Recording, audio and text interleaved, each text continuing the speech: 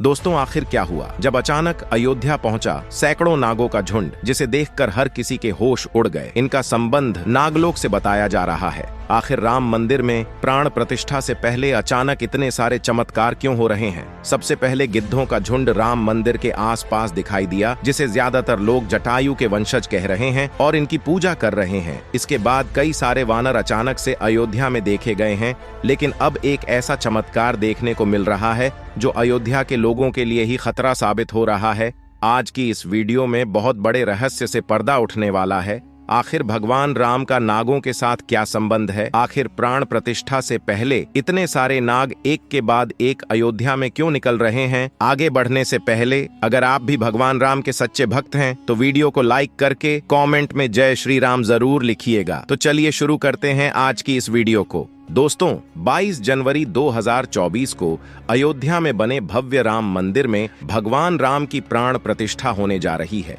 इस दिन का सभी देशवासियों को बेसब्री से इंतजार है। राम जी के भव्य स्वागत की तैयारियां जोरों शोरों से चल रही हैं। यह तारीख कोई आम तारीख नहीं है, बल्कि इसके पीछे बहुत ही खास रहस्य छिपा हुआ है। आखिर भगवान राम की प्राण प्रतिष्ठा के लिए 22 जनवरी का समय ही क्यों चुना गया? इसके पीछे का रहस्य जानकर आपके भी होश उड़ जाएंगे। दरअसल काफी लोगों का मानना है कि इस दिन भगवान राम की प्राण प्रतिष्ठा करने से प्रभु श्री राम सदैव मूर्ति के अंदर विराजमान रहेंगे। लेकिन जैसे जैसे प्राण प्रतिष्ठा का समय नजदीक आता जा रहा है, वैसे वैसे अलग अलग प्रजाति के नाग अचानक से अयोध्या में प्रकट हो रहे हैं, जो कि अयोध्या वासियों के लिए खतरा बनते जा रहे हैं। लेकिन गिद्धों का और वानरों का संबंध प्रभु श्री राम से बताया जाता है, क्योंकि उन्होंने रामायण में उनकी सहायता भी की थी। लेकिन इन नागों का श्री राम के साथ आखिर क्या संबंध है? आज की वीडियो में इस बड़े रहस्य से पर्दा उठने वाला है। चौंकाने वाली बात यह है कि इनमें दो प्रजाति के नाग अलग अलग क्षेत्र में बार बार निकल रहे हैं, जिनका संबंध वासुकी और तक्षक नाग के साथ जोड़ा जा रहा है।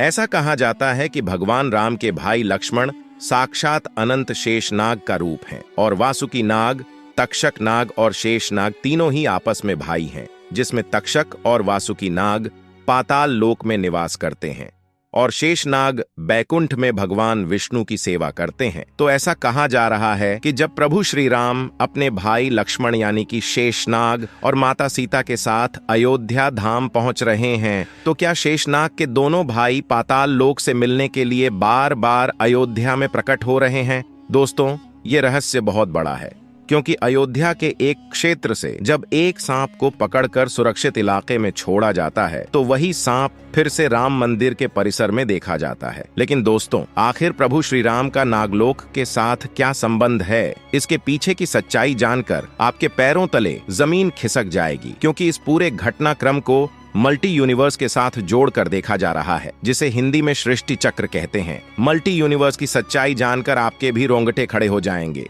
मतलब कि अगर आप इस पृथ्वी पर अपना जीवन यापन कर रहे हैं और आप जो घटनाक्रम कर रहे हैं, वही चीज बराबर किसी और यूनिवर्स में आपके ही रूप के साथ पुनः होने वाली है या फिर हो चुकी है। आगे मल्टी यूनिवर्स की सच्चाई को साबित करने के लिए एक ऐसी पौराणिक घटना आपको बताएंगे, जिसे जानने के बाद आपको भी मल्टी यूनिवर्स की सच्चाई पर यकीन होने लगेगा। दोस्तों, अयोध्या में अचानक से नागों का पाया जाना, वो भी राम मंदिर में प्राण प्रतिष्ठा से पहले, और इनका संबंध भी वासुकी और तक्षक नाग से लगाना गलत नहीं होगा।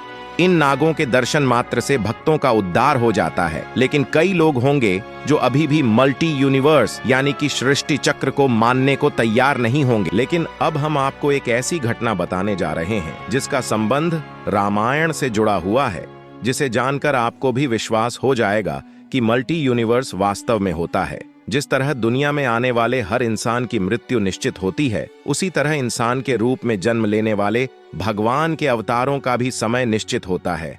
समय समाप्त होने के बाद उन्हें भी अपने प्राण त्याग कर वापस अपने लोक लौटना पड़ता है। उसी प्रकार भगवान श्री राम भी पृथ्वी लोक को छोड़कर वापस विष्णु लोक गए थे।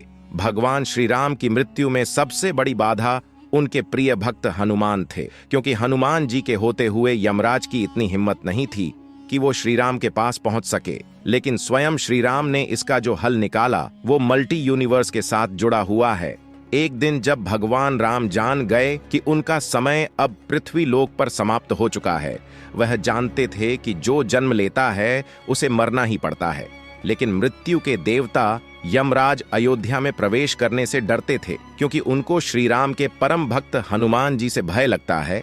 यमराज के प्रवेश के लिए अयोध्या से हनुमान जी को हटाना जरूरी था। इसीलिए श्री राम ने अपनी अंगूठी को अपने महल के एक छेद में से गिरा दिया और हनुमान जी को उसे खोज कर लाने को कहा। हनुमान जी ने तुरंत ही अपना आकार छोटा किया और केवल उस अंगूठी को खोजने के लिए उस छोटे से छेद में प्रवेश कर गए। वो छेद केवल एक छेद नहीं था, बल्कि एक सुरंग का रास्ता था जो सांपों के नगर नागलोक तक जाता था।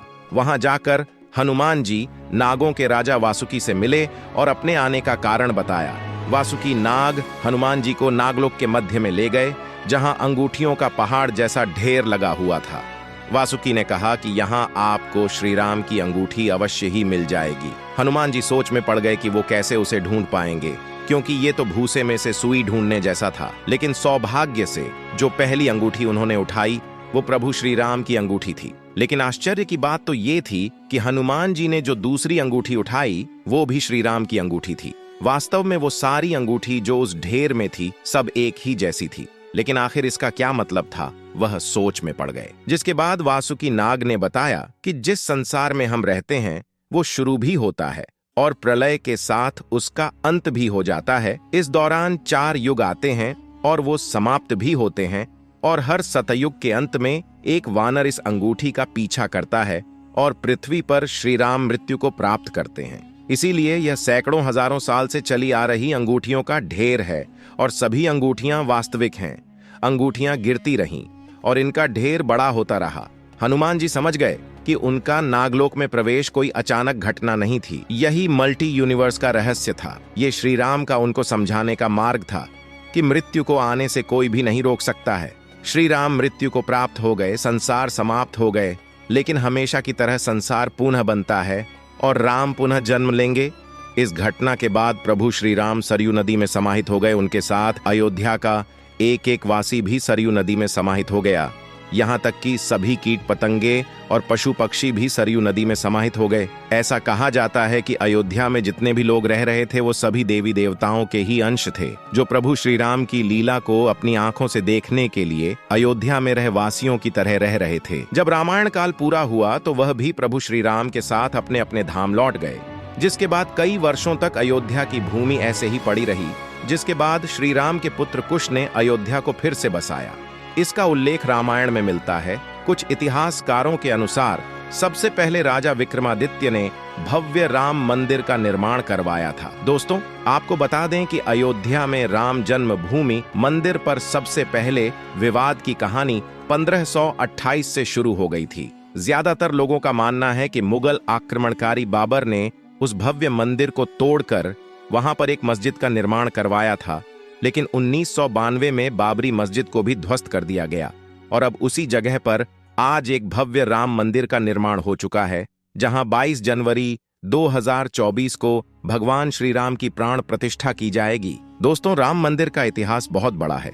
ये कई लोगों के संघर्ष की कहानी है और कई कारसेवकों के बलिदान का प्रतीक है। भले ही हम इस संघर्ष में हम भाग नहीं ले सके, लेकिन ये हमारा सौभाग्य है कि हम राम मंदिर को बनता हुआ अपनी आंखों से देख रहे हैं। दोस्तों, अगर आज की यह खास वीडियो आपको पसंद आई है तो वीडियो को लाइक करके चैनल को सब्सक्राइब कर लीजिए। आज की इस वीडियो में बस इतना ही। मिलते हैं अगली वीडियो में।